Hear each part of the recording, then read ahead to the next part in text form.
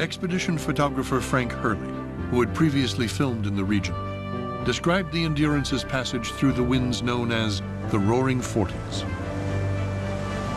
For a week, he has flung magnificent power at our starboard quarter, but beyond an occasional monster leaping aboard to flood our decks, we have ambled buoyantly south, flung from side to side.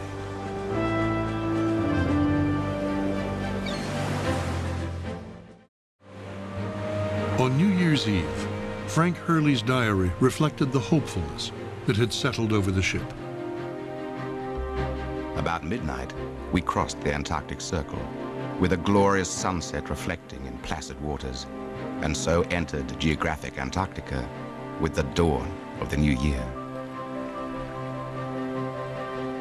Below him stood Shackleton, relieved to see open waters.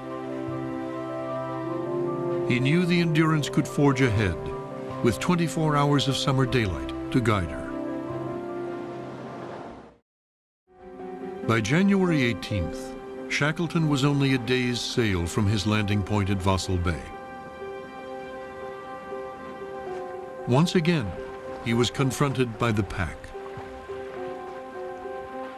With the promise of open water just beyond its grip, Shackleton decided to enter. Slowly, he realized this was a more dangerous type of ice. The soft, snowy floes began to harden around the ship like concrete.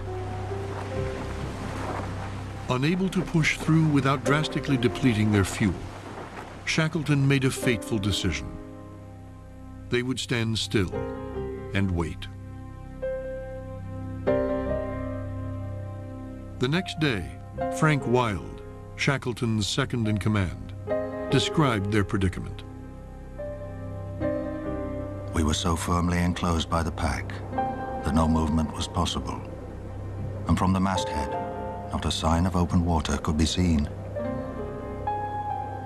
Shackleton was of course disappointed, but optimistic about being able to get free.